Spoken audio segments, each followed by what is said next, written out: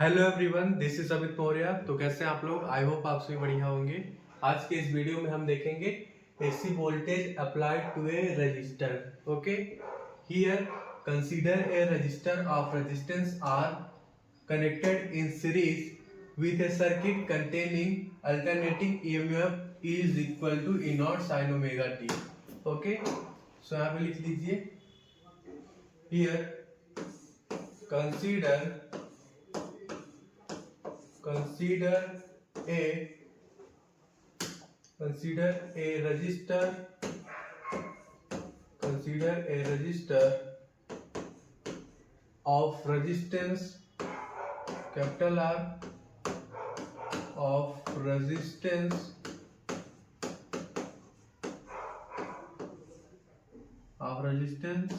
capital R connected in series with a circuit connected in series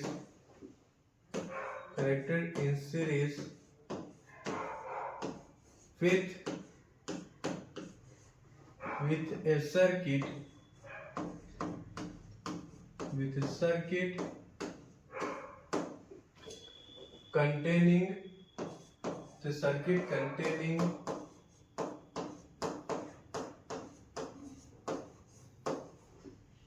alternating EMF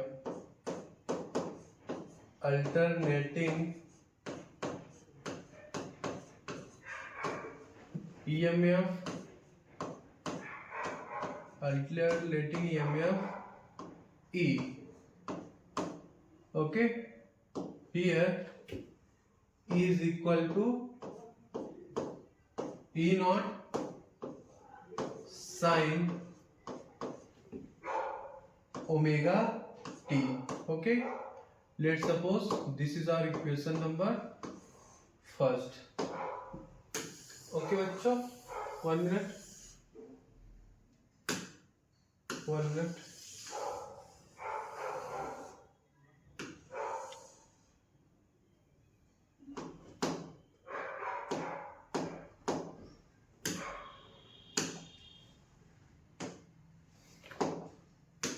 अब यहाँ पे बच्चों हम ओम्स लॉ यूज करेंगे, ठीक है। अकॉर्डिंग टू ओम्स लॉ,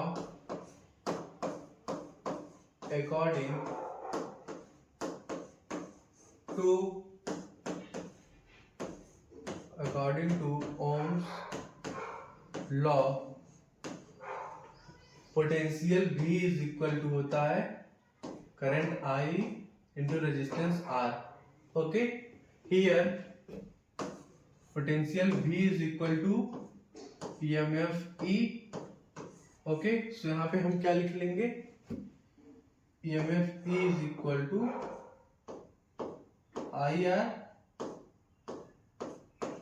ठीक है बच्चों, अब यहाँ पे हम करंट इन सर्किट लिख लेंगे। देखिए, 1 minute, here we write current in circuit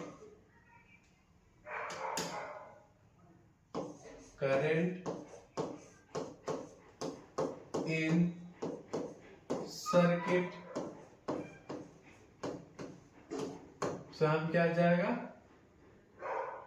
current I is equal to EMF E divided by resistance R। ठीक है बच्चों, देखिए EMF E किसके बराबर है, E is equal to E naught sine omega t. So यहाँ पे EMF E की वैल्यू पुट कर देंगे। सो यहाँ पे फाइनल एक्सप्रेशन क्या आ जाएगा, E naught sine omega t divided by resistance R। ठीक है, 1 मिनट। फाइनली यहाँ पे हमारा current I is equal to आ गया EMF E naught divided by resistance R sine omega t. ठीक है बच्चों, यहाँ पे हमारा करंट मैक्सिमम कब होगा, जब हमारा sine omega T is equal to 1 होगा। ओके, सो आप लिख लीजिए current will be maximum, will be max, और इन ब्रैकेट यहाँ पे लिख लो एट पीक वैल्यू, ठीक, when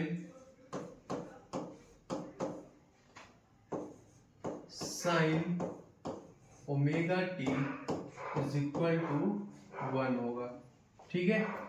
तो यहाँ पे साइन ओमेगा टी की जगह हम 1 पुट कर देंगे। तो यहाँ पे पीक वैल्यू ऑफ करंट क्या आ जाएगा,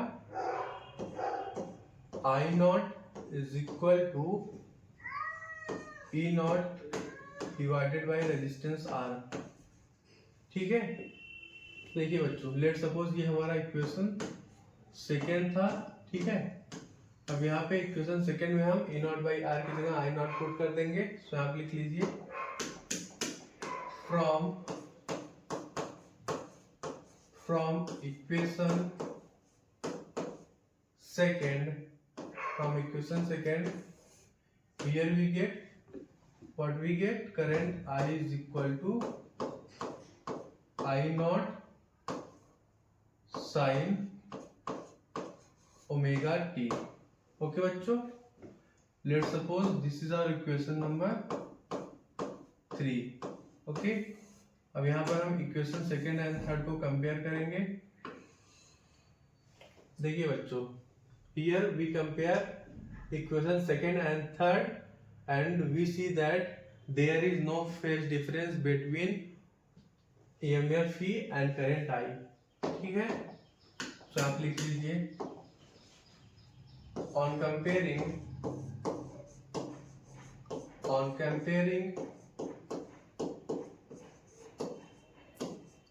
comparing equation second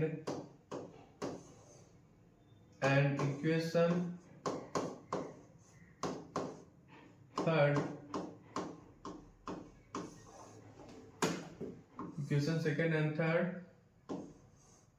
we see that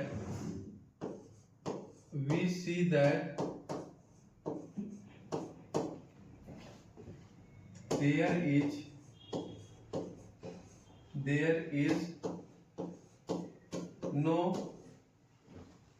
is no phase difference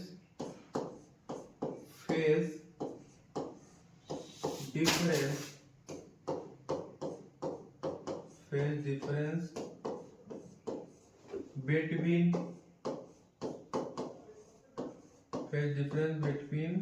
there is no phase difference between EMF E and current I।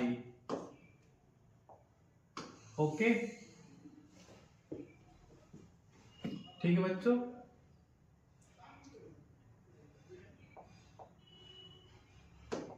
यहाँ पे हमारा फेज डिफरेंस क्या आ जाएगा, phi is equal to 0, there is no phase difference between EMF E and current I।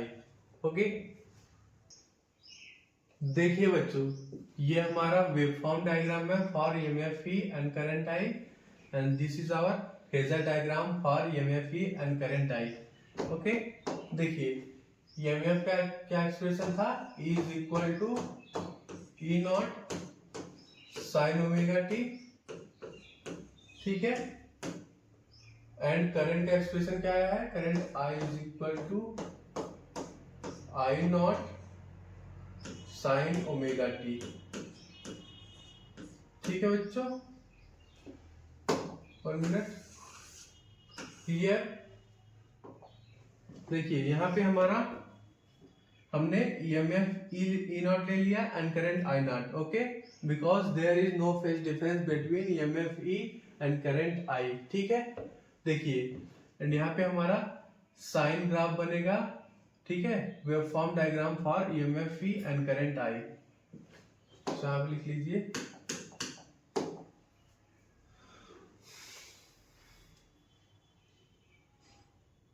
Phase difference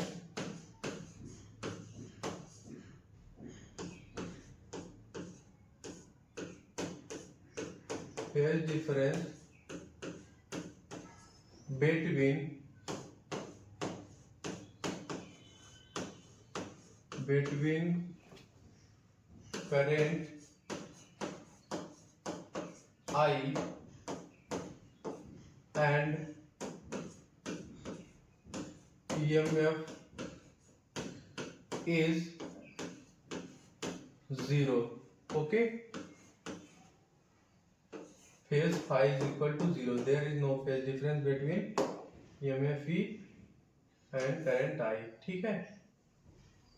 okay बच्चों, यहाँ पे हमने देखा waveform diagram for EMF E and current I, and ये हमारा फेजर डायग्राम हो गया for EMF E and current I। ठीक है।